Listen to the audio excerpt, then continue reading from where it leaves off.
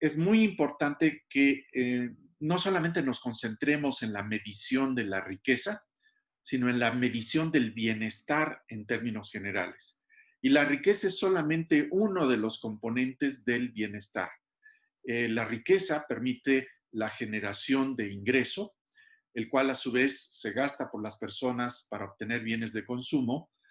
Y esta cadena pues tiene, digamos, información muy importante que proporcionar y generalmente el INEGI ha sido capaz de obtener información sobre ingreso, sobre gasto, pero en menor medida sobre la riqueza y también, hay que decirlo, sobre el consumo, que no hay que confundirlo con el gasto de las personas.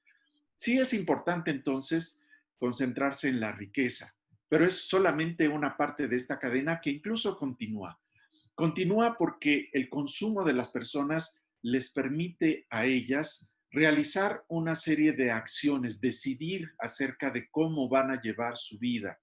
La autonomía de las personas, pues se favorece con los recursos, pero la autonomía, la posibilidad de tomar decisiones, no se tiene que confundir con los recursos mismos. Ahora, esta autonomía es para aprovechar las oportunidades que los recursos permiten obtener.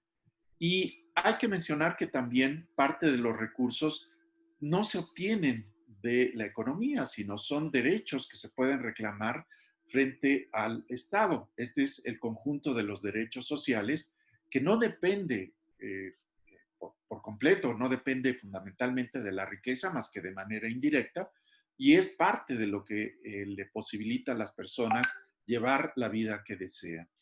A final de cuentas, eso es lo que nos interesa, que las personas puedan realizar ciertas acciones y alcanzar ciertos estados, por ejemplo, estar bien nutridos, por ejemplo, también tener la posibilidad de aprender, de realizar un trabajo, obtener un empleo, en fin, un conjunto de acciones que sería muy importante no confundir con los medios para obtenerla. Y finalmente está el resultado final, que es cierto grado de satisfacción. Este grado de satisfacción también ha sido medido hasta cierto punto por el INEGI en su módulo de satisfacción y bienestar subjetivo, que pues ya tiene cierto tiempo de estar siendo levantado y que permite pues detectar cómo evalúan las personas sus experiencias de vida y en último término su bienestar, cómo lo perciben. Lo que no se ha ido refinando, no ha podido refinarse, es un agregado de estas series de percepciones subjetivas.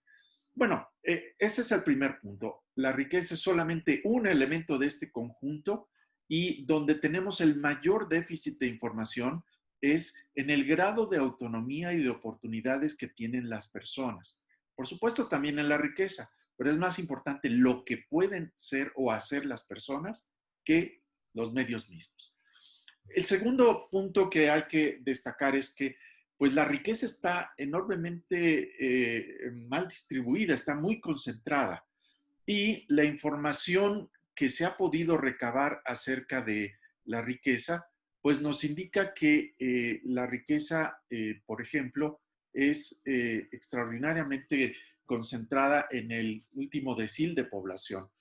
Prácticamente el 93% de la riqueza financiera y casi el 60% de la riqueza física está concentrada en el último 10% de la población.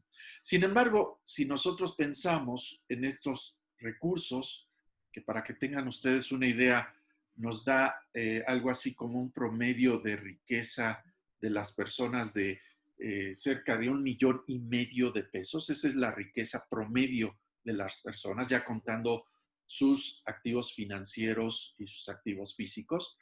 Bueno, pues en el último decil se concentran alrededor de 8 millones de promedio de riqueza neta y pues esto está compuesto por alrededor de 5 millones de riqueza física y pues aproximadamente 3 millones de riqueza financiera.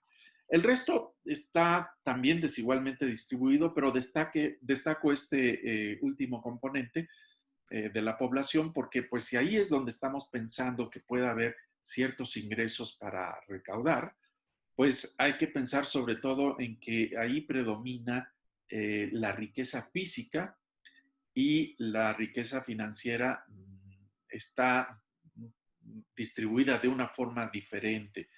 Esto a lo que nos conduce es pensar sobre todo en que algunos impuestos a la riqueza, en particular el impuesto predial, que en estos momentos depende de autoridades locales, pues tendría que ser el foco y está en manos de autoridades locales el mejorar la recaudación justamente de ese impuesto.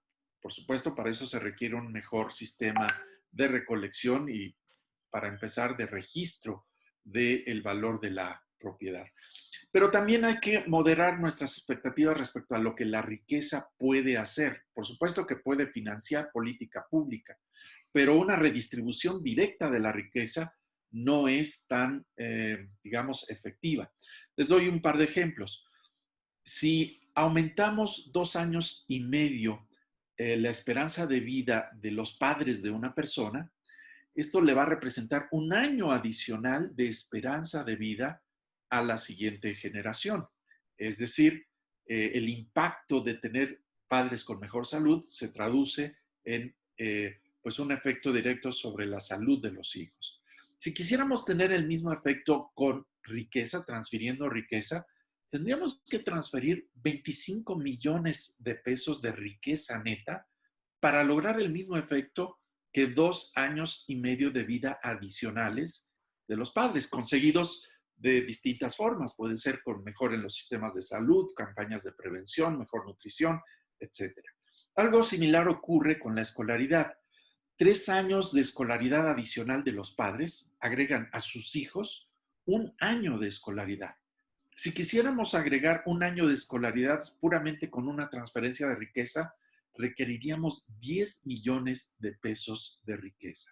Así es que sí, la riqueza puede ser un elemento importante para el financiamiento de ciertos programas públicos, pero es más importante como, digamos, base para políticas públicas que como un elemento directo de redistribución. Y concluyo con esto, ¿para qué querríamos ingreso adicional para proveniente de la riqueza o de cualquier otra fuente? Bueno, está bien pensar en el futuro, pero en estos momentos tenemos una emergencia económica que va a asumir en pobreza, según las estimaciones de Coneval y otros, entre 8.9 y 12.2 millones de personas. Y a este problema que involucra pues un promedio de 10 millones de personas, le estamos dedicando, o más bien el gobierno federal está dedicando menos de un punto porcentual del PIB. Estamos viendo que alrededor de 11.5 millones de personas que están en la clase media van a pasar a pertenecer a la pobreza y algunos que están en la pobreza van a profundizar su nivel de pobreza y algunos incluso que tienen niveles de ingreso de relativa afluencia van a verse sumidos en la pobreza.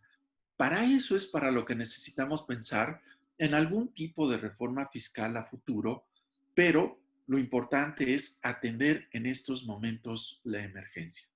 Yo quisiera detenerme aquí y pues dar paso a las siguientes presentaciones. Estaré disponible para responder cualquier pregunta al respecto. Muchas gracias. Muchas gracias a ti, Rodolfo.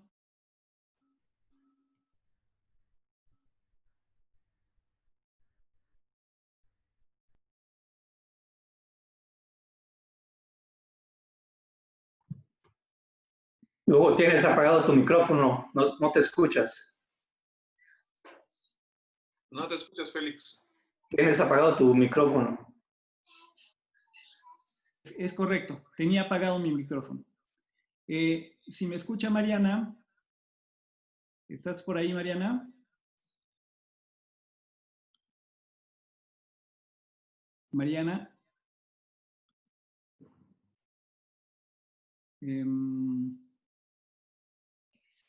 Yo no escucho a Mariana, no sé si ustedes. Ahí está, pero no tiene activo su micrófono, creo. Mariana, ¿puedes activar tu micrófono?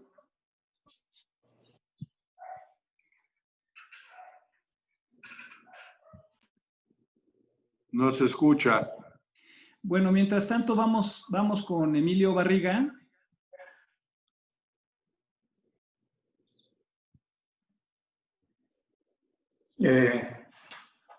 Bueno, muchas gracias por la invitación. Saludos a todos los que nos están viendo en este interesante seminario y a web o webinar, como ahora se denominan.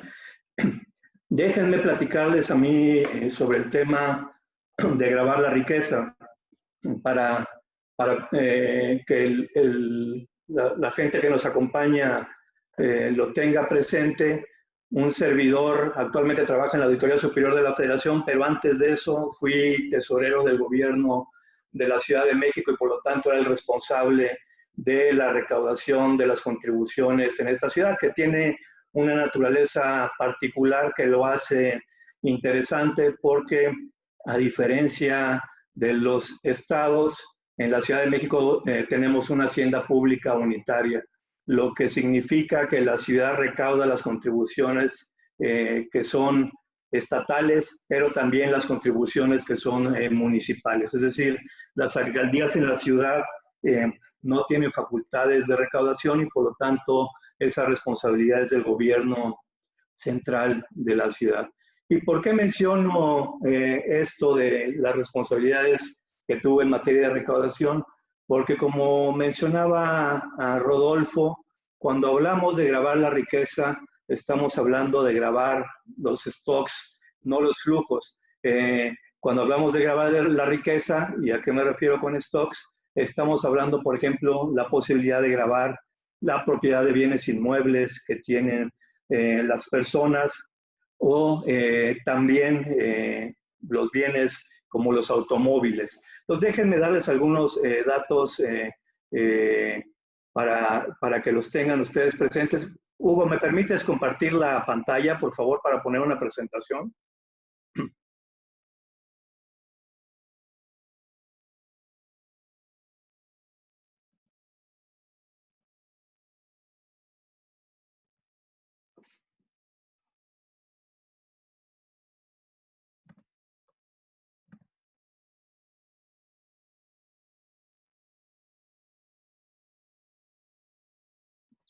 Está tu micrófono, Hugo. No, está deshabilitado tu micrófono.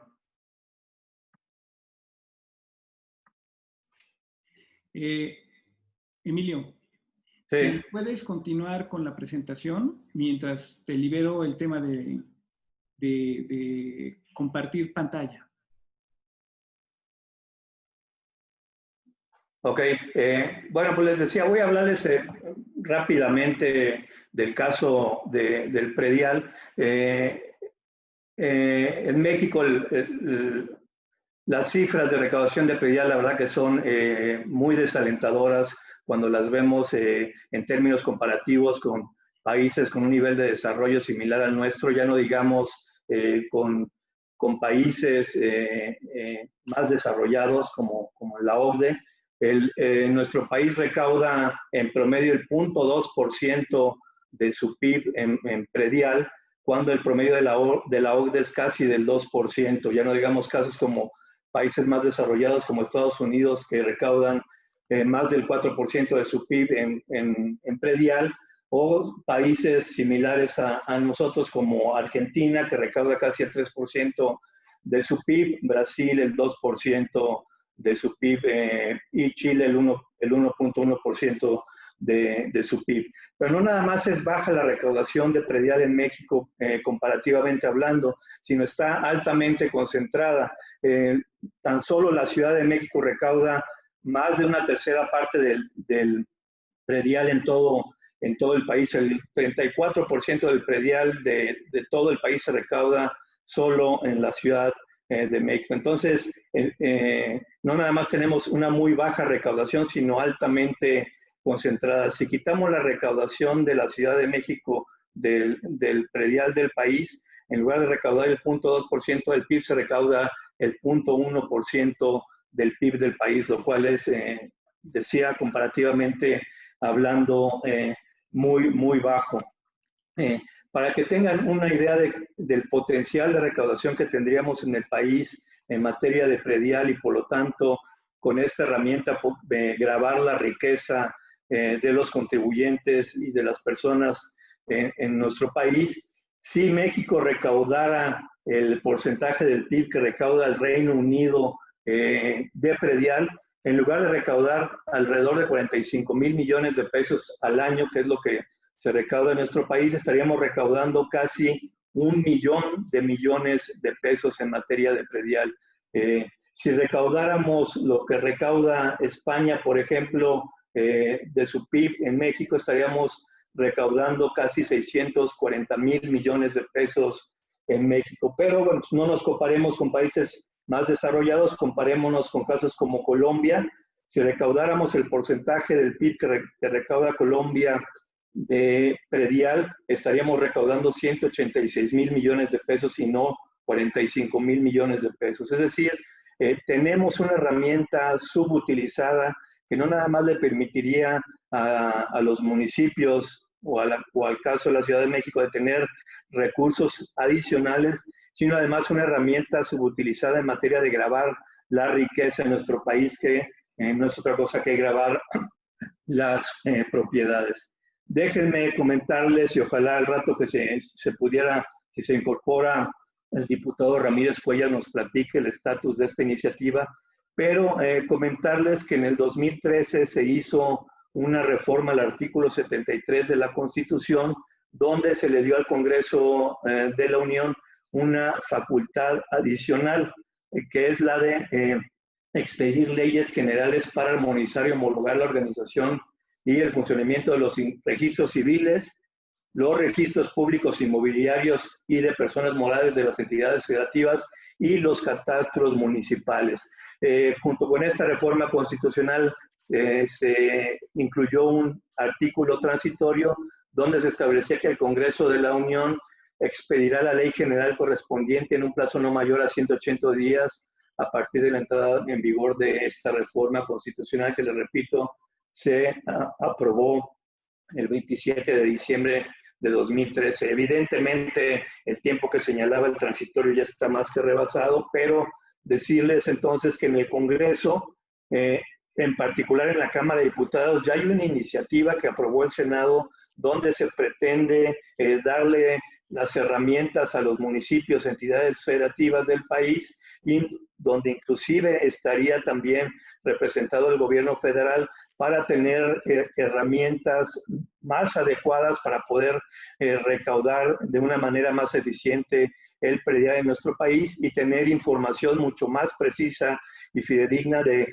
cómo están las propiedades en nuestro país. Se crearía una especie de Consejo Nacional de Armonización Contable, como es el CONAC actualmente, en materia de registros públicos y de catastros en nuestro país. Entonces, es importante que esta propuesta que ya aprobó el Senado la apruebe también la Cámara de Diputados para que los estados y municipios tengan mayores posibilidades de pues hacer un uso más eficiente de esta herramienta, que además de dotarlos de mayores recursos, pues nos permite grabar la riqueza en el país. Y también déjenme comentarles que hay entidades federativas donde también se graba, porque es un tema que ha estado también mediáticamente planteado, donde se marca la posibilidad de que en México se pueda grabar las sucesiones por herencias.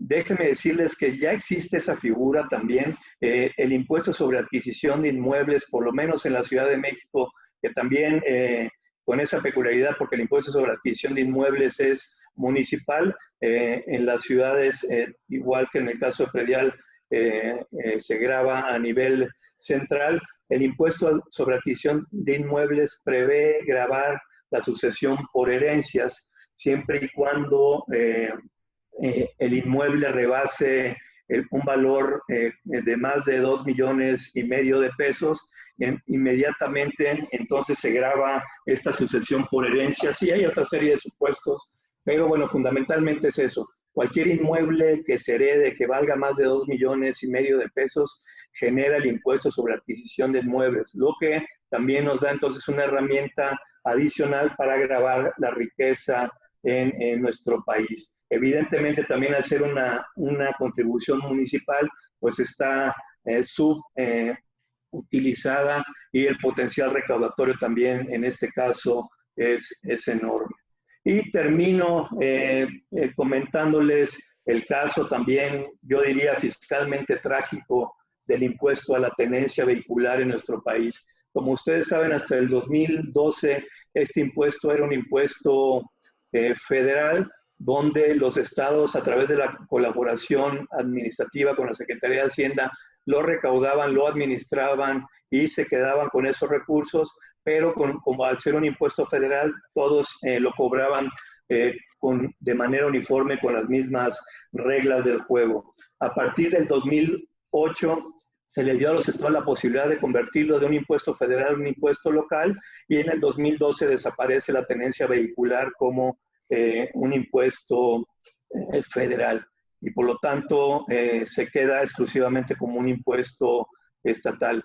Evidentemente, otro impuesto a la riqueza es el impuesto a los automóviles. Quien tiene un automóvil de mayor valor, evidentemente tiene un stock de riqueza mayor, pero todos sabemos la historia trágica del impuesto a la tenencia en nuestro país. Una vez que se desaparece como impuesto federal y se da las facultades a los estados para grabarlo como un impuesto local, empieza una competencia para depredar la base fiscal del impuesto, y ahora solamente 14 entidades federativas mantienen vigente el impuesto a la tenencia, la mayoría de ellos con un subsidio importante. En el caso de México, de la Ciudad de México, por ejemplo, todos los vehículos que tienen un valor menor a 250,000 pesos no pagan el impuesto a la tenencia. Es de los subsidios más bajos, porque hay entidades federativas cuyos subsidios andan rondando alrededor de los 400,000, 500,000 millones de pesos, 500,000 pesos, perdón, en el valor de los automóviles que no pagan este impuesto. Entonces aquí también estamos haciendo un mal uso de una herramienta fiscal que nos permitiría gravar la riqueza en nuestro país. Nosotros estimamos que si los estados siguieran cobrando en su totalidad el impuesto a la tenencia, estarían teniendo ingresos adicionales de manera importante, y estarían recaudando alrededor de 50,000 millones de pesos anuales con este impuesto, que nuevamente no nada más nos permitiría tener mayores recursos, sino además es un impuesto que grava también la riqueza. Entonces, con esto termino y, bueno, concluyendo de esa manera, en México tenemos instrumentos fiscales para gravar la riqueza, pero desafortunadamente los estamos subutilizando, o en el caso de la tenencia vehicular, la verdad que estamos en un entorno de una competencia fiscal que está depredando el impuesto, y cada vez son más los estados que deciden renunciar a esta facultad tributaria. Con esto concluyo y estoy a sus órdenes. Muchas gracias, Emilio. La verdad que resulta sumamente interesante porque... Te voy a seguir acompañando a correr, olvídate de que me voy a hacer algo el día de los padres, ¿okay? A ver ¿quién tiene por ahí un diálogo con su hija? Me parece que nos lo está compartiendo. Ahorita sí lo... Es de T de la R, lo tiene abierto su micrófono. Caray. En la pantalla aparece cuando todos tienen el micrófono cerrado y lo tiene abierto. T de la R lo tiene abierto.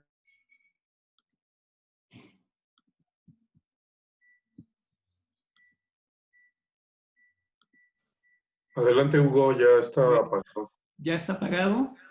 Nada más que a Mariana Campos también la tuve que silenciar, pero ya te estoy pidiendo, Mariana, que habilites exactamente. Ahí estás. Entonces, ¿ya estás? No te escucho, Mariana. No sé por qué razón no te logramos escuchar. Hugo, lo que pasa es que Mariana comenta que no funciona su micrófono, entonces lo ideal sería que ella pudiera entrar otra vez como tú estás en su celular para que se pudiera conectar, pero no puede entrar porque ya está el cupo rebasado de asistentes. Ah, ok. Sí, bueno, Alguien ahora sugiere que usara audífonos, a veces es el aparatito del micrófono. sí, bueno, vamos a pedirle a nuestro siguiente expositor que estaba programado en ese orden, primero Mariana, luego Félix Vélez. Félix, si estás por ahí, te vi hace un momento. Ahora te Sí, había... aquí estoy, perfecto. Hugo. Qué bueno, Félix, qué bueno. Sí, Adelante, Félix. lo que pasa es que había salido un momento, quién sabe por qué, pero ya regresé y aquí estoy. Es que sí, llegamos perfecto. rápidamente al límite de 100 personas conectadas y la verdad no preví que pudiéramos estar más de 100. Tuvo un éxito y una convocatoria impresionante este foro. Bueno, Félix Vélez, pues es un profesor muy querido del ITAM, profesor de Historia Económica y también de Políticas Públicas, ha sido director de la Maestría de Políticas Públicas y titular del CONAPO. Así que adelante, Félix, bienvenido. Muchas gracias, querido Hugo. Hola a todos y un gusto estar con amigos, amigas muy, muy apreciados, ¿no? Está Rodolfo, en fin, gracias por la invitación. Bueno, empiezo diciendo que un poco el tema del impuesto a la riqueza, como lo plantea Piketty, a veces me hace pensar en cuando a los israelitas les llovía maná del cielo, ¿no? O sea, como que de repente un economista francés se dio cuenta que los ricos del mundo son muy ricos y que pagan muy pocos impuestos y que si les cobras impuestos ya todo se arregla, ¿no? O sea, como que no nos habíamos dado cuenta y que la desigualdad en el siglo XXI pues es tremenda, es incluso superior a lo que se pensaba y pues eso, pues lo que hay que hacer es grabar. Y bueno, pues en una época dijeron que la empresa pública iba a resolver los problemas de México en la década de los 70, en los años 60 decían que con los planes, era la época de la planeación, en los 50 con la industria, industrializa y te modernizas, como que en el mundo, en el ámbito del desarrollo ha habido ideas fuerza, así muy sencillitas, que de repente parecen que pues eso es la neta y que con eso ya estuvo. Y bueno, yo no digo que el mundo sea igual o que México, que es uno de los países más desiguales de América Latina y del mundo, lo sean. Tampoco digo que no se pueda grabar la riqueza y que no pueda ser deseable. Y al respecto me gustó mucho la presentación anterior, porque pues en materia de predial, en materia de impuestos a la tenencia vehicular, pues hay mucho que se puede hacer y por supuesto que se puede hacer más. En ese sentido yo saludo la propuesta del legislador Ramírez Cuellar, de Alfonso. Me parece que el INEGI tiene facultades para medir la riqueza, incluso sin necesidad de modificar la ley. Se puede explicitar en la ley que el INEGI mida la riqueza, pero incluso si no se hace en el ámbito de su autonomía, perfectamente lo puede hacer. Entonces, obtener información, pues me parece sumamente bienvenido y desde luego plantear este asunto de la desigualdad tan seria, pues debe estar en la agenda pública. Ahora, hay algunas cosas que me preocupan. Hace como 3 meses, poquito antes de la pandemia, estuve en una charla de hora y media sobre movilidad social y desigualdad en la Ibero, y la persona que presentó habló hora y media y en ningún momento tocó el tema del crecimiento económico. Y cuando yo le pregunté que por qué razón no había hablado nada del crecimiento económico en hora y media, su respuesta fue que porque ya vimos con Chile que el crecimiento económico pues había fracasado, que dado los disturbios del año pasado, pues que era evidente que el crecimiento económico no resolvía la bronca y que por lo tanto había que centrarnos en la desigualdad. A mí eso no me convenció mucho, para ser honesto, y me hace pensar en la presentación de Rodolfo de la Torre de hace unos momentos. O sea, yo creo que la pobreza absoluta también importa.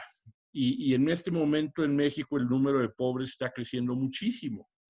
En Chile la pobreza bajó muchísimo y también un poco la desigualdad, dicho sea de paso. Yo no es que te firme el modelo chileno, había problemas muy serios como el financiamiento de las pensiones en las AFPs, las administradoras de fondos de pensiones, lo que aquí serían las AFORES. O sea, había desde luego temas que urgían y sigue urgiendo una revisión en Chile. Pero decir que por un caso que se ve como neoliberal, donde hubo disturbios, entonces ya se vio que el crecimiento no importa y lo que importa es la redistribución, pues me parece una postura intelectualmente extrema. Porque puedes tú decir que Chile, por muchas otras razones, enfrentó esos problemas, y también puedes tú desagregar y ver con más detalle lo que pasó. Y desde luego importa también los niveles de pobreza absoluta, no nada más los niveles de pobreza relativa. Ahora, otro tema, y lo mencionaste, Hugo, al principio, es el del pacto federal, la coordinación fiscal. Ustedes saben que el criterio redistributivo se volvió más importante que el resarcitorio a finales del siglo pasado. Y algunos estados han recibido más recursos que antes, entre ellos Oaxaca. Pero eso no necesariamente garantiza que los recursos se vayan a ejercer de manera adecuada. Hay costos de redistribuir. Entonces, decir que porque le vas a sacar más dinero a los ricos, pues ya tienes tu estado de bienestar, como lo diseñó Keynes, como británico después de la guerra, pues se me hace también pues que no es en automático. Entonces, un poco lo que yo digo es que pues sí debe de estar el tema de la competitividad involucrado en el debate, como bien mencionó Alfonso Ramírez Cuéllar, y no nada más en el sentido de que la Comisión Federal de Competencia Económica pues promueva la competencia en los mercados, sino que realmente se vea el asunto de la promoción del crecimiento. Hay un tema, las empresas en países como Alemania, como España, como Estados Unidos, incluso Suecia, cuando reinvierten utilidades, pues pagan menos impuestos de los que se pagan en México para empresas que reinvierten utilidades. Y cuando ya agregas la seguridad social, porque pues eso luego no se considera impuesto, porque son transferencias de personas a personas. Entonces yo creo que también el diseño microeconómico debe estar en el debate, no nada más decir, en México está baja la recaudación como porcentaje del PIB, cobra la riqueza de los ricos para que esté más alta y ya estuvo. No, o sea, vamos viendo pues que se haga con un diseño inteligente, y vámonos viendo en el contexto de atender también otros objetivos, como sería el combate de la pobreza relativa y generar incentivos para el ahorro, la inversión, la generación de empleo, la adopción de nuevas tecnologías. O sea, yo creo que cuando una idea nueva aparentemente va a resolver todos los problemas asociados al desarrollo, pues es para preocuparse. Con esto terminaría. Muchas gracias, Félix, tocayo. La verdad es que los tres ponentes que han comentado, pues sugieren todos una mayor calidad del gasto. Por ejemplo, vi un comentario en el chat que decía que ¿y para qué recaudan los presidentes municipales? Si justamente ese nivel de gobierno, que es el más cercano al ciudadano, es donde es más evidente la corrupción. Bueno, no es en efecto un ánimo recaudatorio, sino va a la par necesariamente el aumento en la calidad del gasto con un mejor acuerdo de solidaridad fiscal. Mariana, ahora a ver si ya podemos contar con tu audio. Ojalá que sí, porque la verdad es que Mariana es una experta en este tema de calidad del gasto y tiene un foro, un chat en el cual habla, por ejemplo, de los elefantes en la habitación. Precisamente es uno de los elefantes que hay que cazar en la habitación. Mariana. Comenta Mariana que sí es posible que pueda ingresar al Zoom, pero con su teléfono para que ella pueda activar su micrófono, porque en su computadora no está funcionando. Esto implicaría pues que alguien se tuviera que salir. Sí, por favor, sí, exactamente, porque estamos en 100 y si alguien, por favor, puede... No, Hugo, ahorita somos 93. Yo creo que la tienes que autorizar la entrada. A ver, ahí admití a todos. Ahí está Mariana. A ver. ¿Ya, Mariana? ¿Ya? Ya, Mariana, qué bueno. Qué maravilla. Pues me da muchísimo gusto y les pido una enorme disculpa por este inconveniente que en este momento sucedió. Sí, yo creo que, dado que me citaron en el tema del gasto, voy a comenzar por ese lado, pero sí quiero tocar también el tema de los ingresos. En la parte de gasto, bueno, más bien yo diría que atrás del llamado de Alfonso Ramírez Cuellar, yo creo que hay un llamado de la sociedad mexicana y lo que estamos buscando es que México sea un país mucho más justo. Y eso implica, desde luego, el acceso universal a la educación, a la protección social y a la impartición de justicia de calidad. Me parece que esto no puede hacerse sin contar con una hacienda pública mucho más sólida y pues ese es el gran desafío. Estamos tocando, yo creo que el corazón del desafío de México. Y en esa perspectiva es súper importante considerar tanto la parte de los ingresos. Yo creo que dentro de la Mariana, te acercas más a tu teléfono. Sí, es muy bajo. Estado de recaudar los ingresos suficientes, pero también de establecer objetivos y cumplirlos, o sea, es decir, cumplir a partir de la detección de problemas de política pública, cumplir objetivos de política pública. Creo que eso es sin duda una gran debilidad y al no tener esa fortaleza, lo que está sucediendo es que el Estado mexicano ha sido incapaz de mejorar las condiciones y el bienestar de la población. Entonces, tenemos que arreglar tanto la parte de la debilidad de los ingresos como la capacidad de resolver con el gasto problemas de política pública. Y ahí estamos básicamente muy estancados porque hemos tenido progresos, pero han sido progresos que se han dado a un ritmo demasiado lento durante un número considerable de años. Dentro de las debilidades del Estado, en la parte de gasto, no hemos logrado contener los ímpetus políticos y decisiones que realmente no han ido a favorecer la institucionalidad de organizaciones del gobierno que puedan realmente, a través de sus programas y sus iniciativas, incluir en sus beneficios a un gran número de la población, ¿no?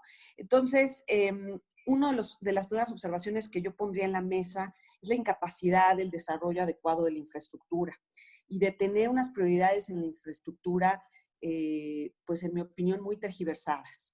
Por ejemplo, de cada 100 pesos que se aprobaron del presupuesto, pues en realidad apenas 3 pesos se fueron a la educación, 1 peso a la salud. Esto en la discusión presupuestaria de 2020.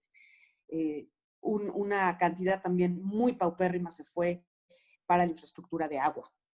Entonces, estamos invirtiendo muy pocos recursos, pero además las prioridades, en mi opinión, están muy mal puestas en la parte de la infraestructura. Hay una incapacidad de poner el dinero en los proyectos más rentables económica y socialmente. Y esto tiene que ver con una política de infraestructura muy deficiente que nace a partir de pues, tener De hecho, de entrada no hay una ley de infraestructura federal que organice adecuadamente este sector, que prevea que haya un plan de infraestructura de mediano y largo plazo, como sucede en los países que tienen la mejor infraestructura del mundo, que este sector esté profesionalizado y que no sea el programa de infraestructura un capricho político de cada 6 años, básicamente, ¿no? Entonces, creo que aparejado con una reforma fiscal, tendría que ir una reforma en el desarrollo de la infraestructura en México que pueda realmente garantizar que los recursos vayan a los proyectos socialmente y económicamente rentables, que se puedan contratar a un precio adecuado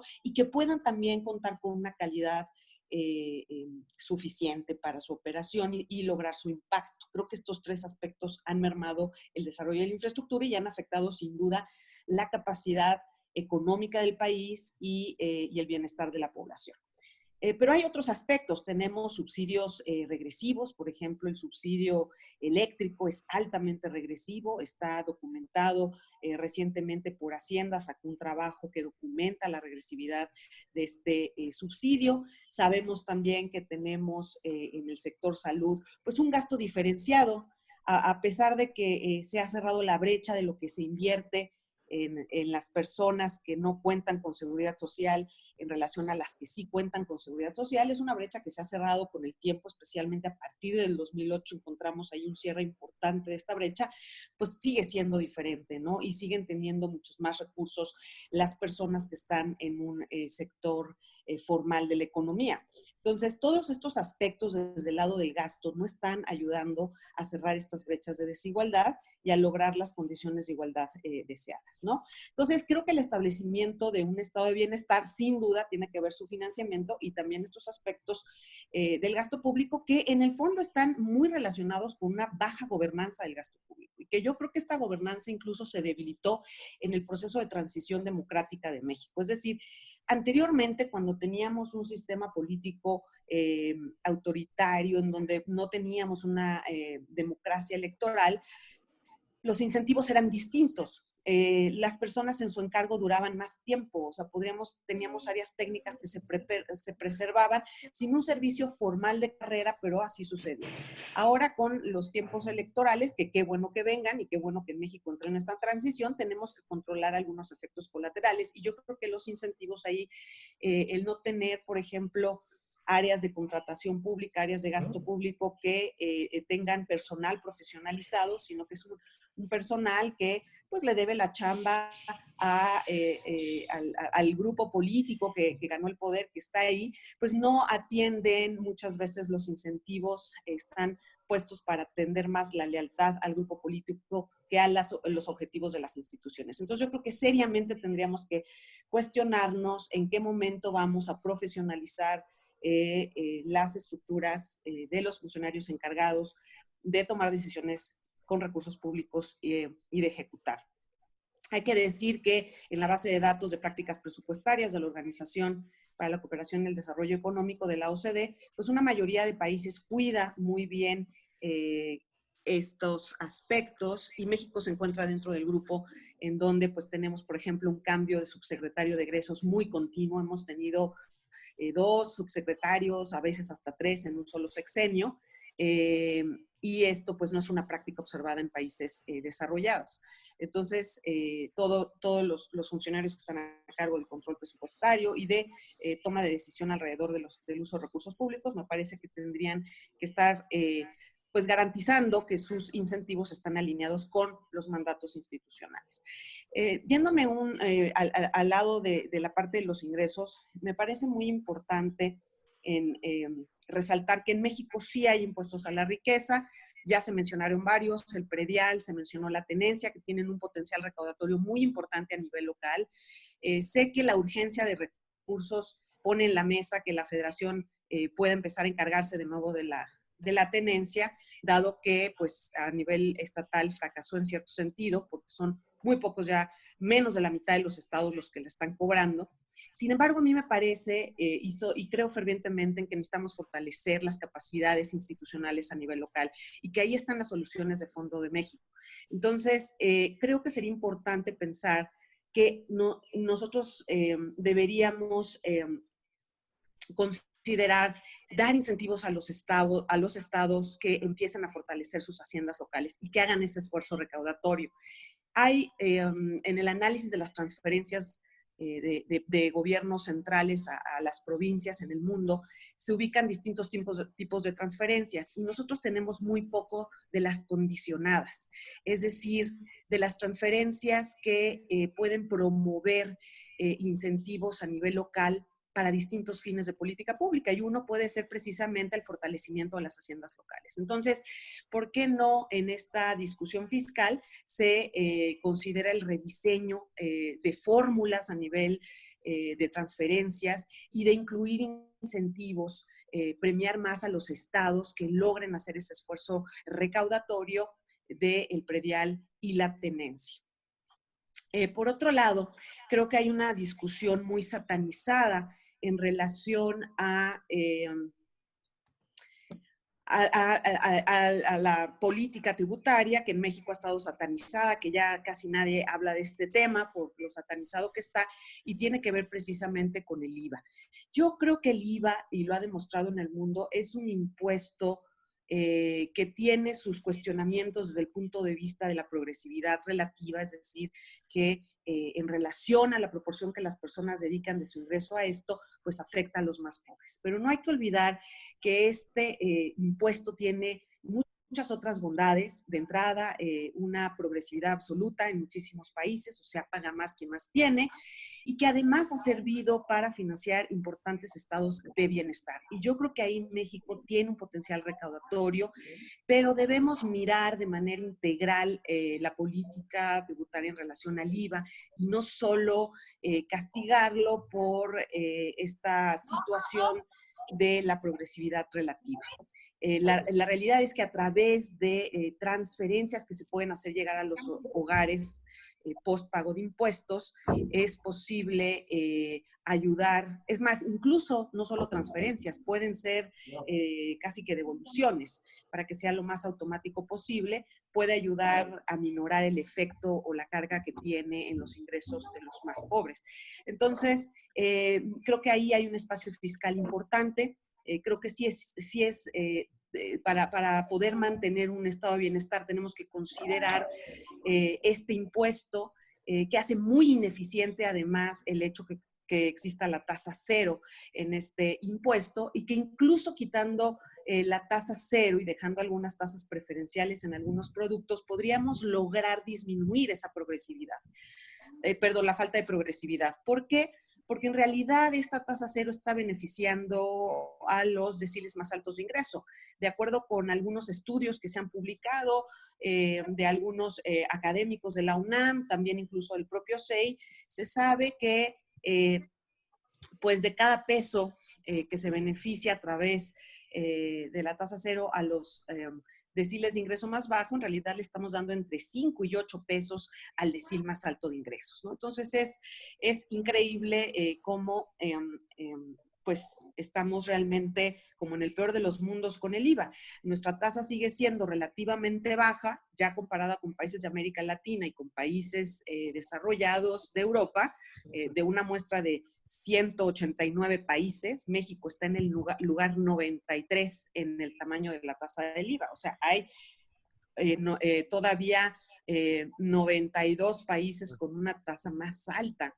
Y también tenemos muchos más tratamientos en el IVA que lo hacen muy ineficiente, ¿no? Es decir, estamos de cada peso que se recauda, alrededor de que se podría recaudar, alrededor de 25 pesos son los que terminamos ingresando, ¿no? Entonces, creo que mejorar la efectividad del IVA, disminuir su tasa cero, podría ser un elemento muy interesante para el financiamiento del estado de bienestar. No es una discusión sencilla. Sin duda, las consideraciones de economía política siempre están presentes, pero recordemos además que hay poco espacio en el ISR para poder movernos a través de ese impuesto. Entonces, yo creo que con ese ISR, con ese cambio en el IVA, algunos pequeños cambios en el ISR, que hay que cuidarlo mucho porque a nivel corporativo, ustedes saben que ahorita ha estado de moda bajar el impuesto corporativo en el mundo y podría México convertirse en una economía poco competitiva. Considerando las mejoras en el predial, considerando además la tenencia, yo creo que sí nos podemos hacer llegar de más de 3 puntos del PIB de nuevos recursos para comenzar a financiar un estado de bienestar. Muchísimas gracias. Muchas gracias, Mariana. Hugo, perdón que te interrumpa, es que se escucha mucho ruido y veo que Jaime Cruz Belueta tiene abierto su micrófono. Quizás sería importante que aconsejaras a todos los asistentes que cerraran su micrófono, sí, porque sí nos perdemos mucho. Gracias. Sí, en efecto, de repente distrae. Así que les pido a todos, excepto a los que están hablando en este momento, que cierren sus micrófonos. Yo he tratado de hacerlo, pero por alguna razón de repente se cruza algún ruido de alguien. Bueno, pues qué bueno, Gabriela, que estás en cámara, porque pues de una vez te voy a pedir si nos puedes apoyar para dar tu presentación. Gabriela es la presidenta de la Barra Mexicana de Derecho Tributario y es parte del Instituto de Investigaciones Jurídicas de la UNAM. Sobre todo es una fiscalista y una apasionada, como ella lo define, del derecho tributario. Adelante. Muchísimas gracias, Félix, por la invitación. Quiero hacer una corrección. No soy presidenta de la Academia Mexicana de Derecho Fiscal.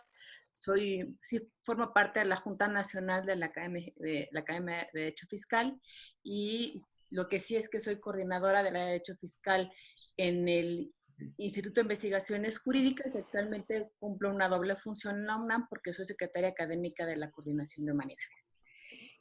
Bueno, pues como ustedes verán, pues mi perfil es más bien abogado, ¿no? No puedo entrar a debates sobre el tema de pues grabar la riqueza o no, o bienestar.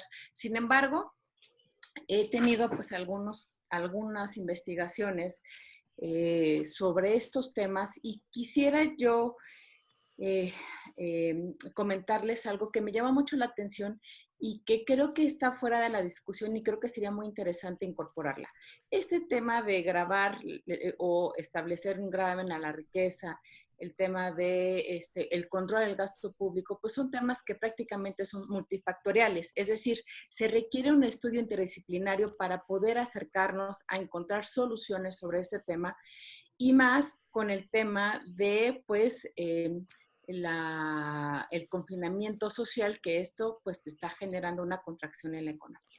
Entonces, nosotros hicimos un estudio con base precisamente cuando Emilio Barriga estaba de tesorero en la Ciudad de México. Empezamos a analizar lo que es el RIF, el régimen de incorporación fiscal, un poco para acercarnos a estos programas que tienen como incentivo por parte del gobierno federal a incorporar a la informalidad, a la economía formal, ¿no?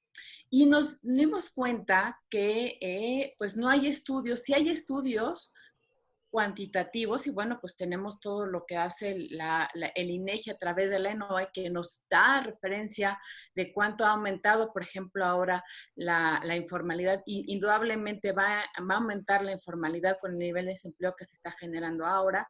Entonces, nosotros hacemos un estudio desde jurídicas desde un ámbito interdisciplinario, y a través de, pues, con sociólogos, demógrafos, y pues con los instrumentos que tenemos como abogados fiscalistas. Además con abogados laboralistas, es decir, un grupo muy amplio que empezamos a estudiar ese tema. Hicimos entrevistas con base en la ENOA de 2013, que fue la que dio inicio para el gobierno. Recordemos que la última gran reforma fiscal que hubo en México fue precisamente la que dio origen a la nueva ley de impuesto de la renta en 2014, en el sexenio pasado. Y en esta nueva ley de impuesto de la renta, pues se cambió el régimen que teníamos anteriormente de REPECOS a RIF, ¿no? Al régimen de incorporación fiscal, que era el programa estrella de aquel entonces de Aristóteles Núñez para incorporar la informalidad a la formalidad. Sin embargo, este programa, pues sí tuvo muchas, y yo quisiera no quisiera abundar, por ejemplo, en el tema del predial, ni en la tenencia, ni en el tema, porque pues ya son temas que ustedes ya lo comentaron, pero sí quisiera, a raíz de este estudio que hicimos, que nosotros fue un estudio de corte cualitativo sobre entrevistas semiestructuradas al sector de estéticas y peluquerías, porque es un sector que no está estudiando ampliamente en México. Entonces, encontramos, con base en esta teoría, pues es sociológica, nosotros como abogados fiscalistas pues tuvimos que aprender esa teoría, y encontramos que estas entrevistas se hicieron en 3 alcaldías, en la de Tlalpan, en Iztapalapa y en Benito Juárez. Y encontramos, y era pues, en los niveles de cortes era pues al sector también tanto informal como formal, pero la mayoría de los encuestados se observó que había una variable que no la ha tomado en cuenta el gobierno federal. De hecho, el SAT no tiene este tipo de estudios, lo cual sería muy interesante que tuviéramos estos estudios, como lo tiene, por ejemplo, el Instituto de Estudios Fiscales, que depende del Ministerio de Hacienda en España. Les comento porque yo hice ya mi estancia postdoctoral y lo conocí ahí. Y nos dimos cuenta que hay una variable muy importante para la resistencia del pago de las contribuciones y se refiere a la variable de la confianza. La confianza débil que existe entre el contribuyente y las instituciones, como el SAT, como Hacienda, como la Prodecon. Y hay una confianza densa y es algo que se refleja muy bien en nuestra sociedad entre las redes sociales de apoyo a las estéticas y peluqueros. ¿A qué me refiero? Al primo, al sobrino, al padre, que sí es auditor, que sí es contador. Ellos son los que de alguna manera influyen de manera positiva o negativa al pago de las contribuciones. ¿Y qué es lo que pasa? Al carecer ese tipo de investigaciones por parte de la administración pública, pues entonces tenemos que, pues no tenemos estas percepciones, necesidades de las personas contribuyentes acerca del pago de sus contribuciones y entonces no perciben, o sea, en este nivel es un poco como que se replica estas redes sociales en el propio sistema tributario, nada más en este sector, ¿no? Que se tiene mucho más confianza en estas redes sociales como una especie de familia muégano, ¿no? Donde, por ejemplo, lo estamos viendo ahora con la época de pandemia, que no hay acceso a que hay unas pruebas masivas por el SARS-CoV-2, entonces, pues, ¿a quién te dicen, vete a tu casa y ahí está en tu casa? Entonces, ahí se refleja prácticamente la confianza, o sea, el Estado te está diciendo, vete a tus redes más cercanas para que te apoyes en lo que se refiere a curar tu enfermedad, ¿no? Pues eso prácticamente se ve en estas redes sociales de las estéticas y peluquerías, es decir, los estilistas y los peluqueros o peluqueras están muy influidos por el pago de sus contribuciones o no el pago de las contribuciones por sus redes más cercanas. Y el Estado mexicano no ha diseñado hasta la fecha, o a lo mejor yo no lo he percibido, pero ustedes quizá me lo puedan decir, no ha generado unas políticas públicas donde incorpore esta red social más cercana y que ayude al pago de las contribuciones y que también, porque también esto tiene que ver, o sea, prácticamente eso tiene que ver con el tema de la confianza y precisamente la confianza pues se liga con el tema de la corrupción, que atinadamente lo ha comentado Mariana Campos, también el tema de la corrupción es un tema multifactorial y necesitamos un Estado denso en el sentido de que existan muchos controles a nivel federal y a nivel vertical desde el municipio y desde la federación para que se contenga pues la corrupción que en México finalmente es sistémica y con un cambio de gobierno a otro, pues no se ha mejorado el tema de rendición de cuentas, incluso ha empeorado. Entonces, yo quedaría hasta aquí con mis comentarios para no ser más redundante y darle oportunidad a los demás expositores y quedo abierta a las preguntas del público. Muchísimas gracias. Muchísimas gracias, Gabriela. La verdad que lo que señalas es bien interesante porque en efecto la recaudación es un fenómeno social y también lo es la probabilidad que la gente estima de que si no pagas pues te multen, pues tengas que pagar por ello, ¿no? Tengas que una multa por ello. En fin, ahora vamos a pasar con Héctor Villarreal, quien ha sido el titular del Centro de Estudios de Finanzas Públicas de la Cámara de Diputados y actualmente es el director del Centro de Investigaciones y Estudios Presupuestarios. Adelante, Héctor. Muchas gracias, Hugo. Les agradezco al Colegio de Economistas de Oaxaca la invitación. Me siento muy honrado. A ver, voy a tratar de respetar mi tiempo para ver si nos sobra algo y poder discutir al final. Voy a ideas muy puntuales en dos aspectos. Primero lo que se refiere a medición y después me voy propiamente a lo que es grabar riqueza. Por el lado de medición, a mí me parece que esta discusión ya debería de estar superada. Tiene completamente la razón Alfonso Ramírez Cuellar. O sea, mejores mediciones por el lado de riqueza nos ayudarían a mejores políticas públicas. Ahora, hay muchas confusiones. Tendríamos que distinguir, y ya por aquí Félix dijo algo, Emilio también mencionó algo, sobre lo que tiene que ver con flujos versus stocks. Por el lado del flujo, México va muy retrasado con respecto a los países desarrollados. Si vemos lo que se hace en Estados Unidos o lo que se hace en Francia, e incluso con muchísimas ironías. Por ejemplo, cuando la Secretaría de Hacienda, y esto es algo que nos tendría que poner a pensar, contrataba sus estudios sobre evasión en el país, los consultores que le hacían los trabajos los tenían que hacer con información indirecta. Se iban a las encuestas de ingreso-gasto y a las encuestas de empleo. No tenían acceso a datos administrativos. Cuando el acceso a datos administrativos en países desarrollados data de hace 30, 40 años.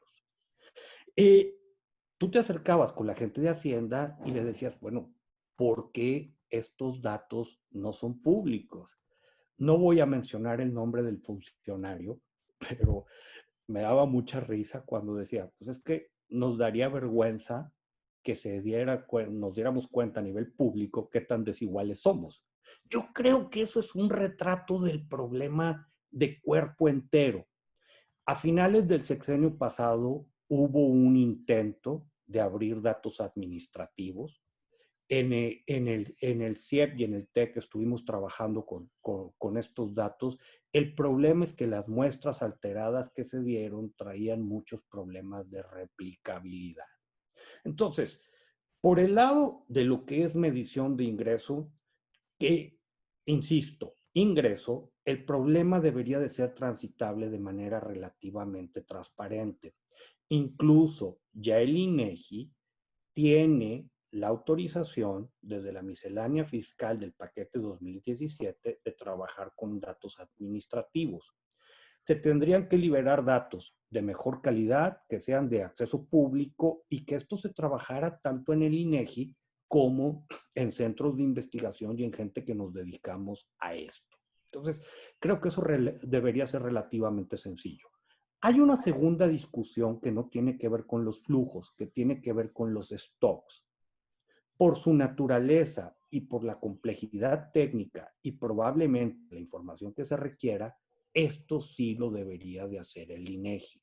Insisto, no un problema de medir ingresos, sino un problema de medir riqueza.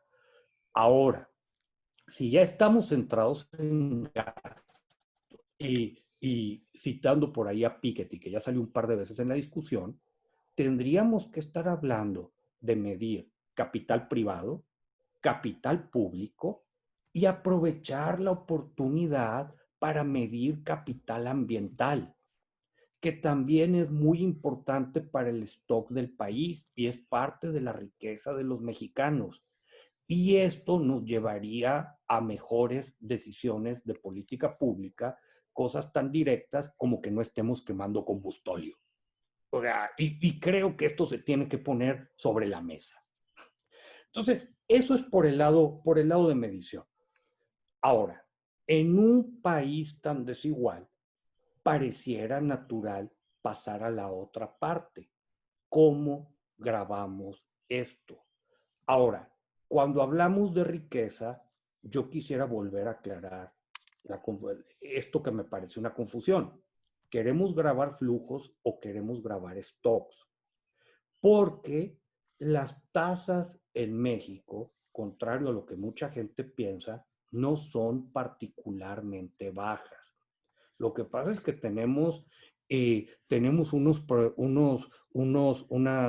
problemas gravísimos de evasión, tenemos unos problemas gravísimos de elusión.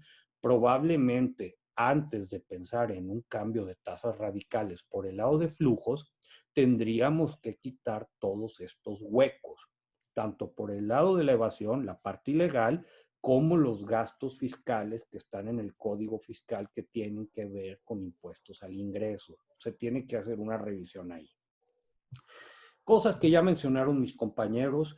Yo creo que el predial es la gran oportunidad. De estos 45,000 millones de los que estuvo hablando Emilio, estas 2/10 del PIB, sin mucho problema pudiéramos pasar a un punto del PIB, a 1.2, muy rápido, fortalecerías haciendas locales. Más aún, quizás en el corto plazo es la única oportunidad de financiar inversión pública en infraestructura. Probablemente lo tengamos que ganchar ahí. Te empiezas a meter a otros impuestos y quiero dar 3, 4 ideas de manera muy rápida para cerrar. A ver, para empezar, hay una competencia y no va a ser tan fácil subirle el ISR a empresas, y más aún, hay toda una discusión teórica, a lo mejor ni debemos hacerlo por cuestiones de eficiencia. Pero cosas que sí podemos hacer es asegurarnos que los gastos fiscales que no están bien justificados se quiten. Primera idea. Segundo, como país nos tenemos que subir de todo a la idea de la erosión de bases fiscales. Particularmente trabajo con organismos internacionales para combatir lo que tiene que ver precios de transferencia malentendidos y la erosión de bases fiscales en pagos a otros países. Eso sí se tiene que revisar. Tercero, tendríamos que estar trabajando, y esto es algo que nos debería de avergonzar, en nuestro sistema de pagos. Somos un país de ingreso medio, pero la mitad de la población adulta no está bancarizada.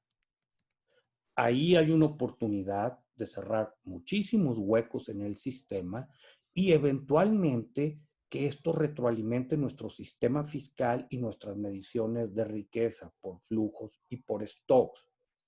Y uno de los temas que aquí la academia nos tendríamos que estar metiendo con todo, es un tema técnicamente muy complejo, tenemos que hablar de cómo grabar el capital intangible, que se va a volver cada vez más importante, que va a explicar gran parte de la desigualdad, que va a ser el sustento en una economía moderna y que ahorita, hay que decirlo, no tenemos idea cómo grabarlo bien.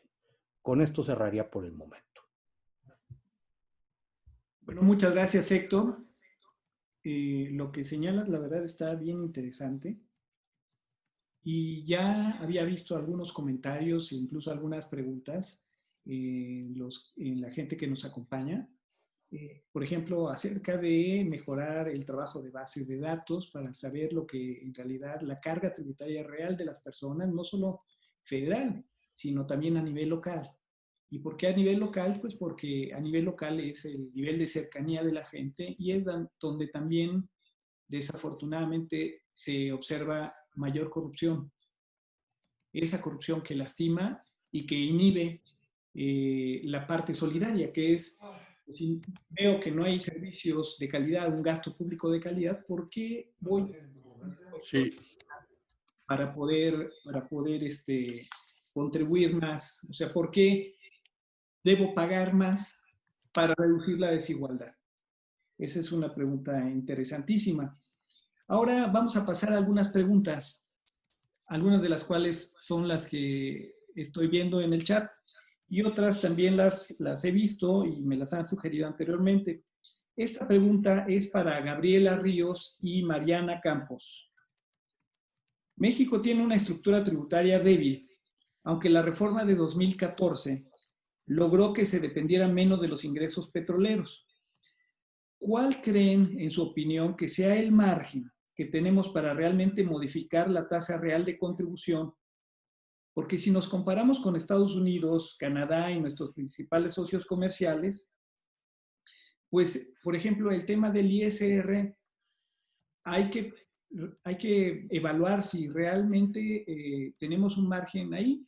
Ya Mariana sugirió que sí tenemos margen, por supuesto, en el tema del predial, que por supuesto también en el tema del IVA y por supuesto también hay una sensibilidad social que hay que tomar en cuenta. Por otro lado, se ha documentado que la tasa realmente pagada, por ejemplo, de ISR de personas morales, que se reporta a los accionistas de la Bolsa de Valores, ha sido inferior a las tasas nominales.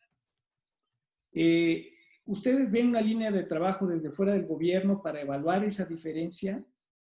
Ese diferencial podría de manera estadística señalar áreas de oportunidad usando información sólida y pública que ya se conoce por las autoridades. Esto es, ojalá que puedan comentar Gabriela y Mariana.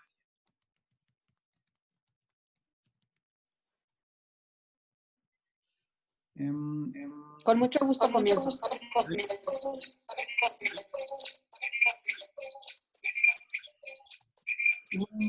Un eco ahí.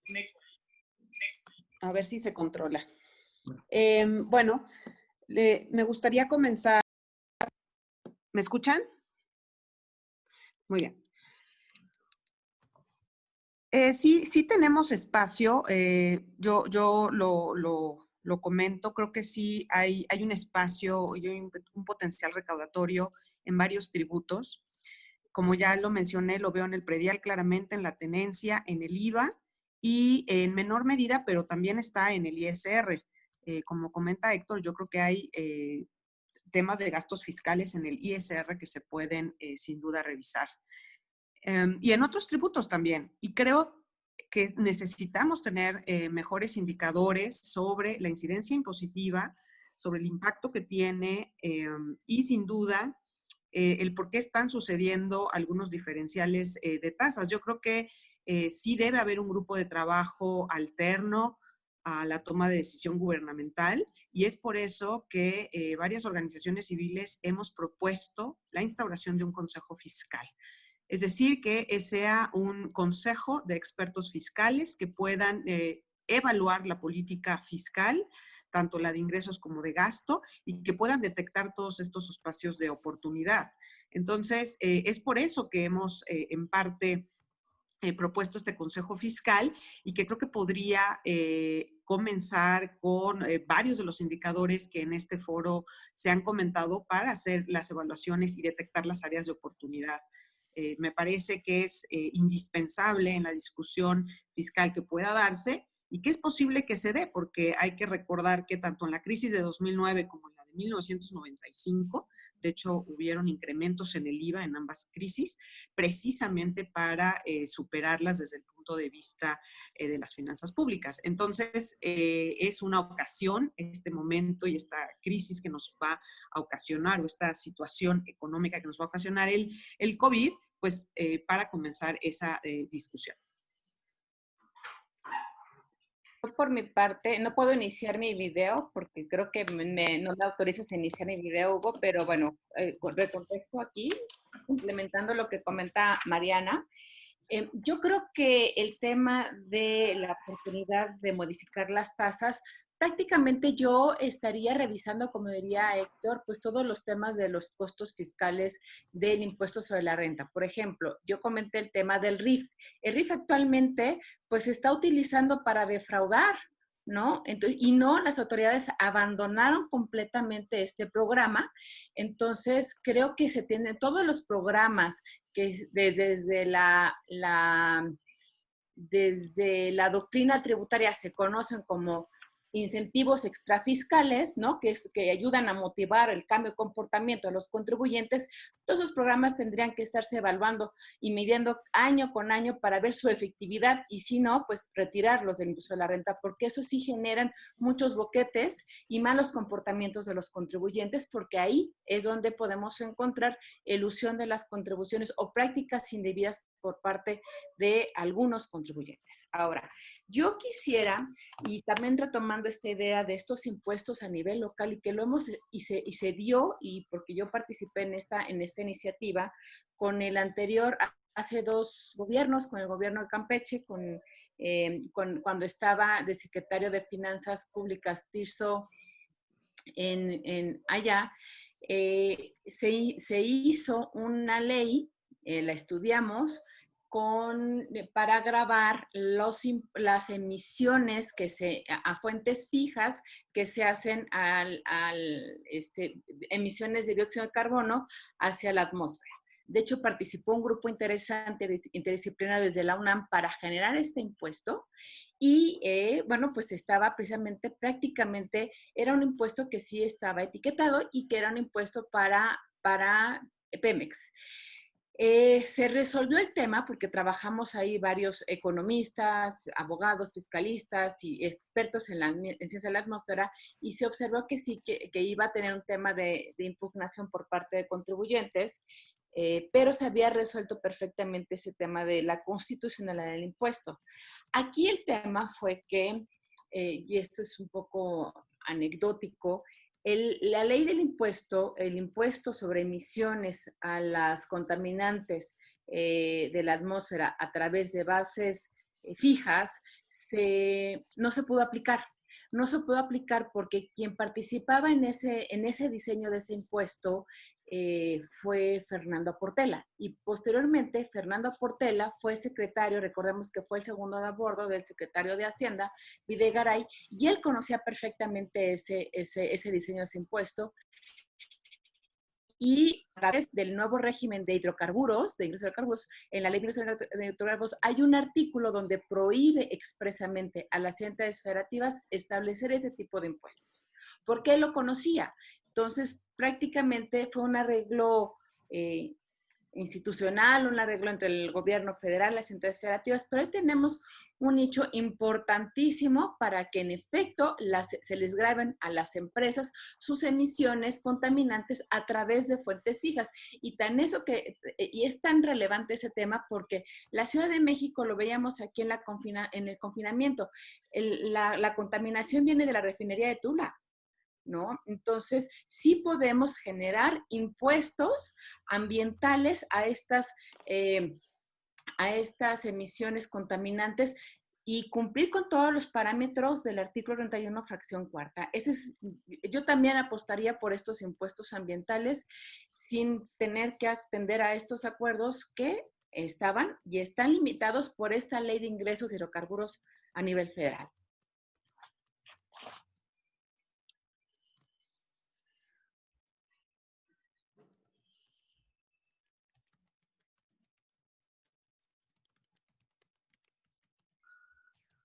No se escucha, Félix.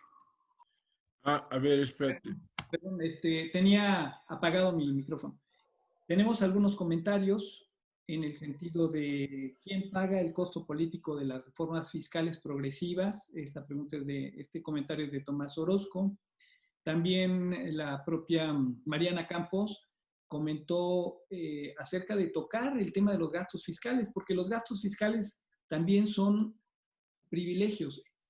Estos gastos fiscales, el presupuesto de gastos fiscales, si lo revisamos en uno de los anexos del paquete económico, no ha cambiado prácticamente nada en los últimos 5 años. Ahí podemos ver que los privilegios fiscales prácticamente siguen siendo los mismos. Eso es un contrasentido, sin duda. Bueno, tengo una pregunta para Emilio Barriga, también para Héctor Villarreal. La proporción de la deuda como porcentaje del PIB va a crecer inevitablemente porque se espera una caída del 6 al 8% del PIB en los pronósticos moderados. Es decir, no depende solo de la voluntad del Ejecutivo, sino del comportamiento real de la economía. Esto hará que tenga que haber una reforma fiscal o que haya más presiones para eso, pues por las presiones de las finanzas públicas. Si se cae el denominador y el numerador también, es decir, la deuda en razón al PIB o la recaudación en razón al PIB, pues tenemos una situación de las finanzas públicas con más riesgos. ¿Cómo, con la experiencia que ustedes tienen en presupuestos de entidades federativas, Emilio, al haber sido subsecretario de egresos, o tesorero, perdón, del Distrito Federal, y Héctor, al conocer profundamente los presupuestos a nivel de los estados, ¿cómo creen que van a cuidar las entidades de fiscalización que el endeudamiento se use para la inversión, como sería el caso del crédito por $1,000 millones del Banco Mundial, y que no termine esto financiando el gasto corriente? Porque también hemos visto aquí en los comentarios de los asistentes, pues que el tema de la corrupción nos duele a todos. Ojalá que estos créditos pues no se destinen a gasto corriente, porque sería una nueva mala experiencia. ¿Cómo se puede ver esto desde la fiscalización, Emilio y Héctor? Si me permite, sector, rápidamente comentarles que los estados, municipios también y todos los entes públicos subnacionales tienen un marco legal de actuación relativamente nuevo que se llama Ley de Disciplina Financiera de Entidades Federativas y Municipios. La Ley de Disciplina Financiera ya regula de manera muy estricta qué pueden y qué no pueden hacer en materia de endeudamiento las entidades federativas y los municipios. Inclusive, la propia ley establece la figura de un semáforo donde cada trimestre se está monitoreando cuál es el nivel de endeudamiento de las entidades federativas. Y este va desde sostenible, en verde, hasta un semáforo en rojo, donde aquellas entidades federativas, que no es el caso ahorita de ninguna, por cierto, cuando estén en rojo ya se les prohíbe explícitamente la posibilidad de contratar más deuda. Pero además de eso, la propia ley de disciplina prohíbe expresamente que la deuda se destine a gasto corriente. Es decir, los estados cuando contratan deuda lo deben de destinar a inversión pública productiva, de hecho. Es decir, a proyectos que sean autofinanciables y que generen su propia fuente de recursos. Entonces, está prohibido en términos de ley destinar la deuda a gasto corriente. Entonces, eso no debe de ser una preocupación porque se violenta la ley. Y si uno observa cuál ha sido el comportamiento del endeudamiento de las entidades federativas a raíz de la entrada en vigor de la Ley de Disciplina Financiera, se puede observar que ahí sí hay un aplaneamiento de la curva, como ahora está de moda decirlo. Es decir, el nivel de endeudamiento de los estados y municipios ha venido disminuyendo, inclusive en los últimos años. Ha habido un proceso inclusive de desendeudamiento de entidades federativas. Inclusive, cuando las entidades federativas están en verde o en amarillo en este semáforo de endeudamiento que establece la Ley de Disciplina Financiera, les da la posibilidad de tomar deuda adicional sin incurrir en un cambio de semáforo. Es decir, las entidades federativas actualmente tendrían espacio para tomar deuda sin poner en riesgo sus finanzas públicas estatales, porque, repito, ahora con la Ley de Disciplina Financiera todo esto está estrictamente regulado y es una de las facultades que tiene la Auditoría Superior de la Federación, el revisar el cumplimiento de las disposiciones de Ley de Disciplina Financiera de entidades federativas y municipios, y el año pasado lo hicimos con los 32 entidades federativas, los 32 municipios capitales, e inclusive por primera vez también se revisaron a los 32 congresos estatales para el cumplimiento de estas disposiciones de Ley de Disciplina financiera. Muchas gracias, adelante, Héctor. Sí, bien. Yo creo que Emilio fue bastante claro en este tema, que es su especialidad. Ahora, hay una ironía en todo esto. No sé si estés de acuerdo conmigo, Emilio, pero la ley de disciplina financiera de los estados y municipios es sustancialmente más estricta que la ley federal de presupuesto y responsabilidad hacendaria. La verdad es que tiene muchos más candados, muchos más. Entonces,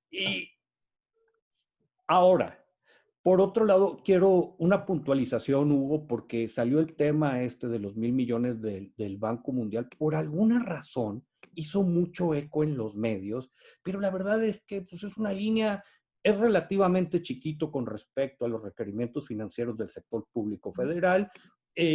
Estamos abajo del endeudamiento neto que se aprobó en el paquete económico 2020.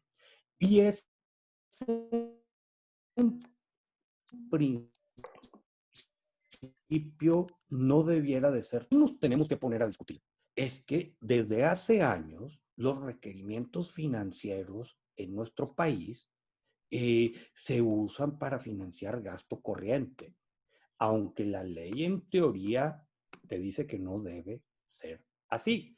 Pero la verdad es que hay forma de hacer muchas maniobras contables, particularmente por la forma en que la inversión de las empresas productivas del Estado se contabiliza, que puedes por ahí hacer juegos de, ¿sabes qué? Pues primero te quito vía derechos y luego te regreso para invertir y esto no cuenta y todo. Pero la verdad es que nuestro país desde hace mucho tiempo financia gasto corriente con requerimientos financieros, que esa es una discusión que podríamos abrir y si debiéramos poner otro tipo de candados. Creo que para el año 2021 hay muchas dudas. O sea, yo creo que la caída en la economía ciertamente nos va a pegar en los ingresos tributarios. Como por otro lado, la mejor y mayor fiscalización los está subiendo. Hay que ver cómo queda el efecto neto y yo creo que va a ser una de las grandes variables a observar en el paquete económico 2021. Y también yo creo que no nos salvamos, estimados, estimadas, de ir a una convención nacional hacendaria. Ahora, a ver, una convención nacional hacendaria donde todo sea restringirnos a discutir las fórmulas de ramo 28, pues a lo mejor hay que hacerlo, pero me parece que básicamente no se llegaría a nada, al menos no ahorita. Creo que se tiene que abrir una discusión mucho más amplia de cuáles son los roles en ingresos y en gastos de las entidades federativas. Hay que ver, por ejemplo, ahorita con el problema de la pandemia y el INSABI y esta transición que se nos quedó incompleta, pues la verdad hay un montón de dudas muy válidas a nivel locales de quién paga qué y quién es responsable de qué. Ese tipo de discusiones esperemos que ocurran muy pronto.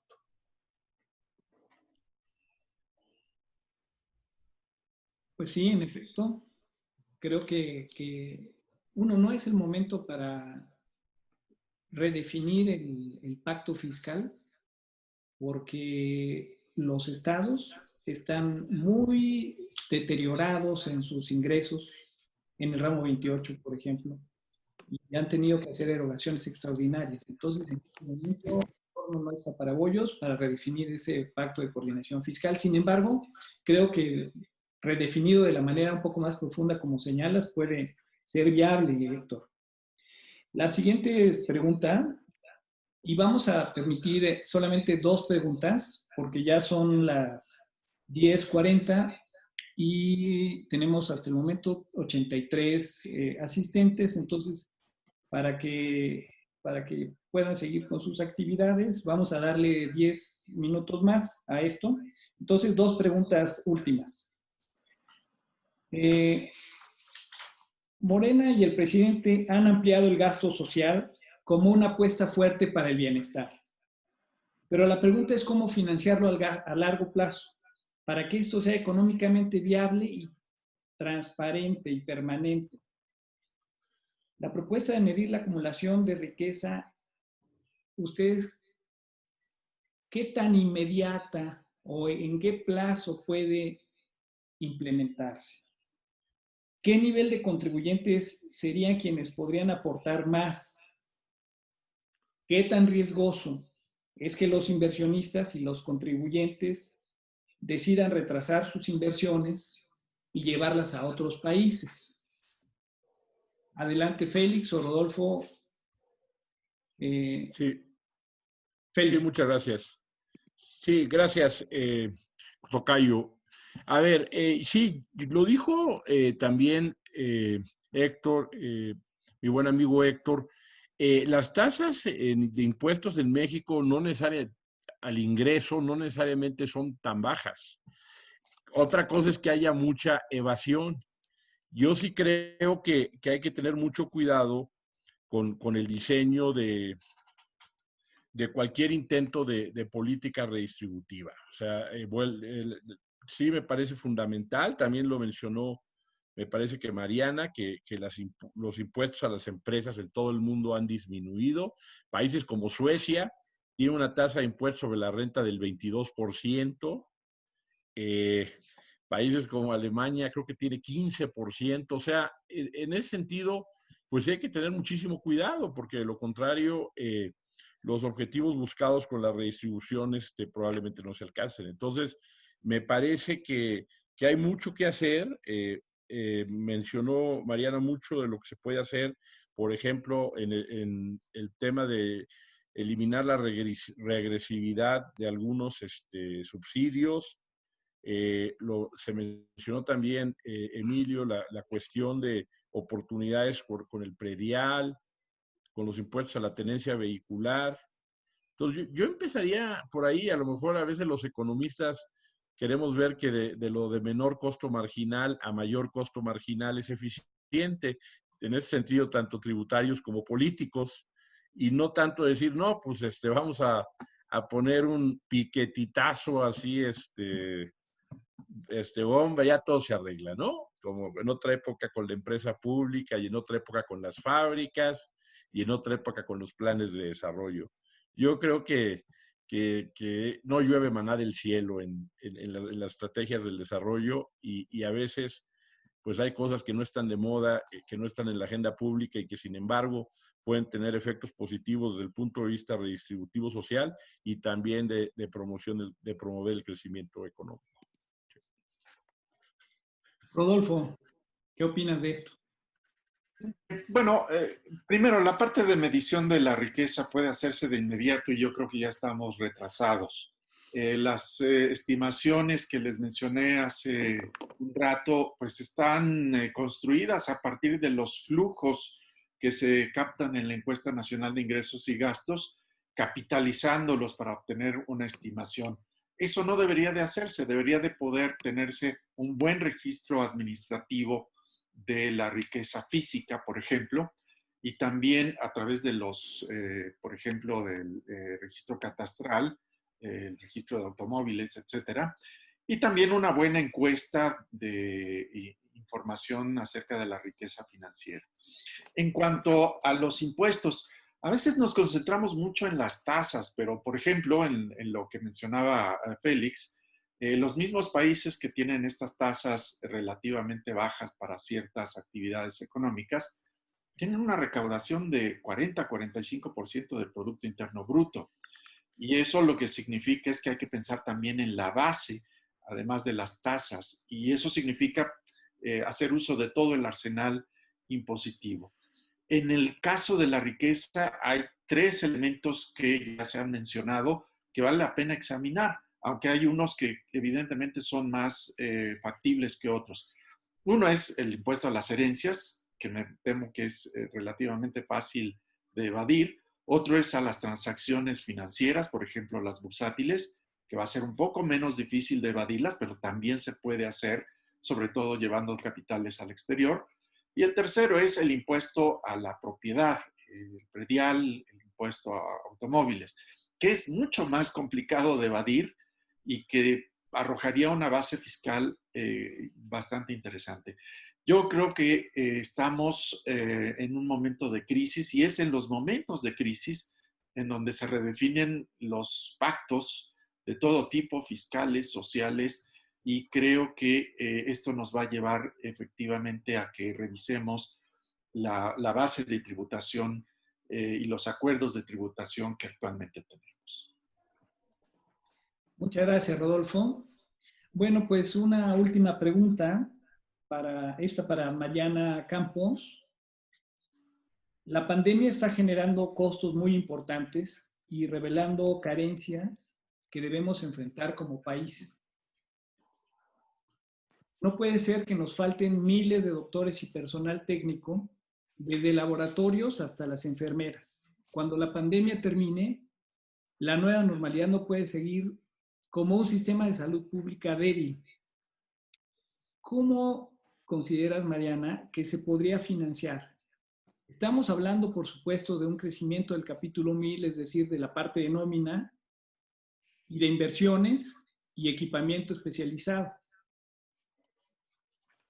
¿Hay alguna estimación del costo que eso implica? ¿Cómo lo pagamos? Y creo que no solamente sería para ti, Mariana, sino también aprovechando que Rodolfo igualmente tiene una investigación y el Centro de Espinosa Iglesias sobre este tema del bienestar, creo que también le pediría a Rodolfo. Primero, Mariana, por favor. Gracias. Sí, bueno, tema interesantísimo, creo que es de nuevo parte del corazón de nuestro desafío y hay que decirlo muy, muy claro, lo hemos repetido en muchos foros, varios colegas que estamos aquí, México pues tiene un gasto en salud paupérrimo, esa es la realidad, no tiene un gasto en salud que pueda garantizar el derecho de acceso a la salud. Para darte un ejemplo, el promedio de los países de la OCDE pues están arriba casi de 6%. La OCDE de hecho establece que debe ser 6% del PIB el gasto en salud. México está en vamos a poner números cerrados, 2.4, 2.5. Y esto también es absolutamente insuficiente comparado con Chile, que es el que más gasta en América Latina y destina un 5%, ¿no? Entonces, sí son varios puntos del PIB los que estamos abajo para pensar en un sistema mucho más generoso, de mayor calidad y que tenga la suficiencia para operar más holgadamente. Ahora, sin embargo, podemos hacer un esfuerzo menor, no tenemos que irnos en un primer paso a ese punto, pero un esfuerzo menor podría mejorar la circunstancia de manera bien importante. Y nosotros hicimos una estimación, y es decir, poner a los usuarios del INSABI, antes Seguro Popular, y los del IMSS Bienestar, darles el mismo gasto per cápita que al IMSS. Y más o menos, bueno, también incluimos ahí un aumento en infraestructura, porque precisamente hay más precariedad en la infraestructura de las personas que estaban siendo atendidas en el Seguro Popular, los hospitales de la Secretaría de Salud, tienen menos equipo médico. Entonces, con nuestro supuesto ahí aumentamos también, duplicamos el gasto de infraestructura, que no es muy alto. El año pasado, para que se den una idea, y este año se aprueban entre 17 y 19 mil millones de pesos para gastar en salud, en infraestructura de la salud. Y bueno, con todo esto obtuvimos que con un 0.8 o un 1% del PIB podríamos mejorar considerablemente la situación actual. Entonces, creo que una primera etapa sería lograr ese punto del PIB para mejorar las circunstancias como de manera empezar desde ahorita y terminando a lo mejor ahorita un medio punto porcentual y terminando la pandemia otro medio punto porcentual e irlo creciendo hasta lograr el estándar chileno o el estándar que recomienda la OCDE. Esto es, en mi opinión, y por eso yo comentaba el tema del IVA. Yo creo que ahí, y lo decía Rodolfo, ahí hay que usar todo el arsenal impositivo de revisarlo, y ahí pues creo que pues el IVA se vuelve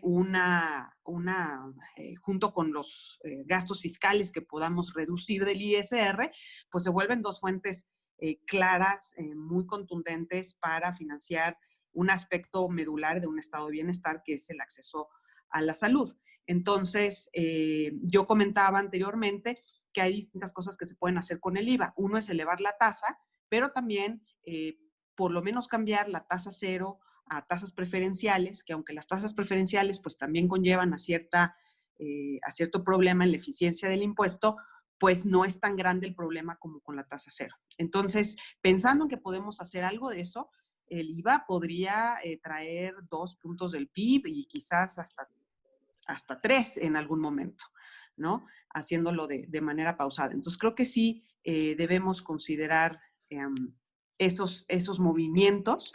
Ahora, es muy importante que esto se discuta al mismo tiempo, porque ya nos ha sucedido, y era un sueño hace algunos años, que se quitara el subsidio regresivo a la gasolina, y al día de hoy ya es un impuesto, sin embargo, no se etiquetó.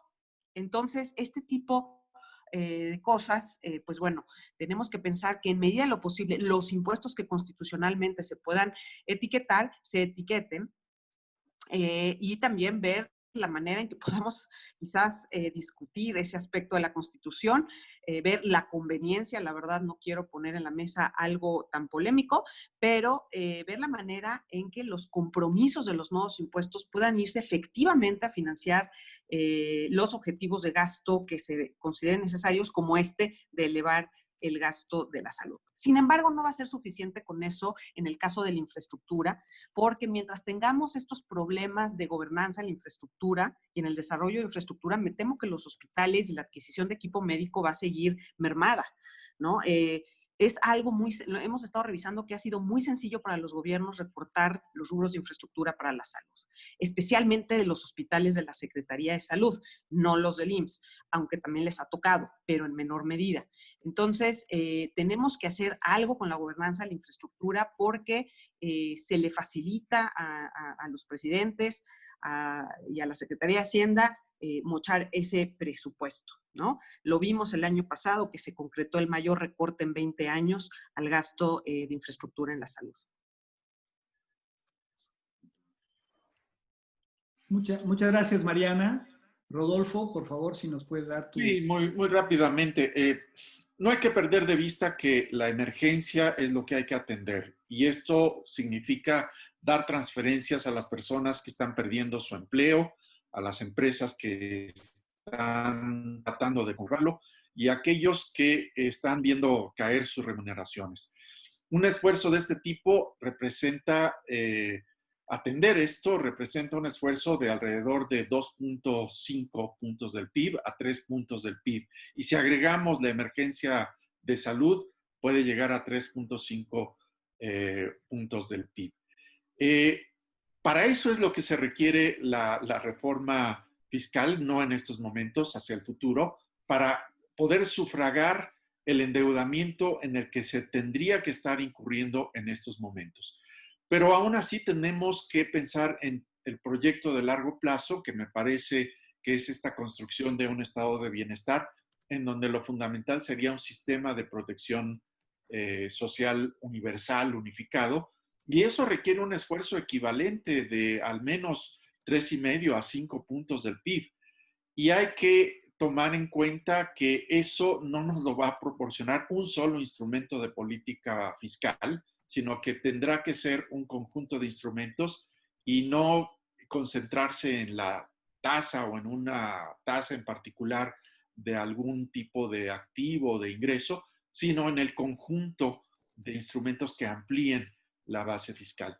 Entonces, sí, quizás el tema fiscal se tenga que posponer, pero hay que irlo discutiendo de estos momentos porque va a ser necesario para sufragar la emergencia y tener un Estado más sólido y que no tenga que tener digamos, las dificultades para enfrentar una emergencia como la actual. Muchas gracias, Rodolfo. Sí, por supuesto, está clarísimo que lo primero es la emergencia. Sin embargo, estos días, estas semanas son bien importantes para pensar cómo resolver lo inmediato y después el largo plazo. Creo que derechos sociales, pues cada vez hay más.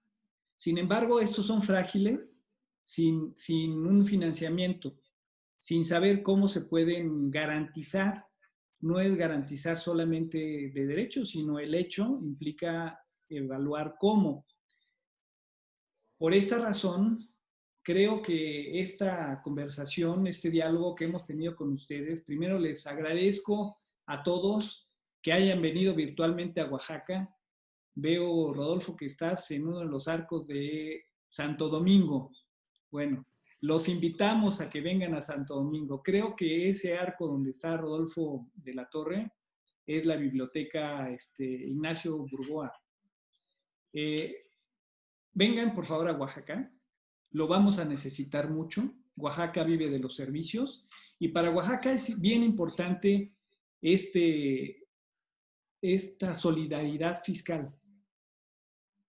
Por lo tanto, estamos muy contentos de que en este foro se hayan discutido propuestas que pueden ser viables, propuestas que no necesariamente significan un rompimiento, una redefinición de todo lo que está sucediendo, para nada, al contrario, todos queremos esos derechos sociales, todos queremos ese estado del bienestar y que se pueda garantizar a través del financiamiento.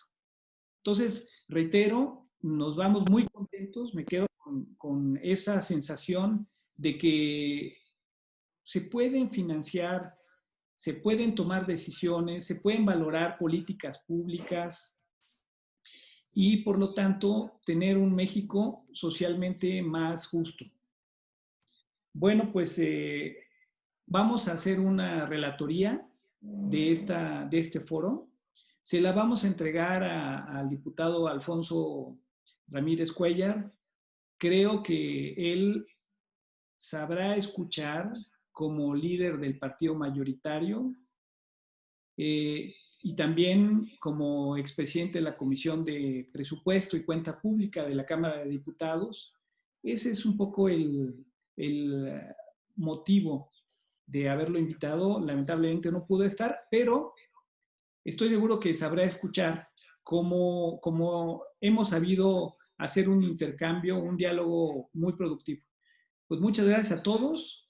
Los invitamos a Oaxaca y bueno, pues estamos pendientes para una siguiente. Hasta pronto. Gracias. Gracias. Gracias.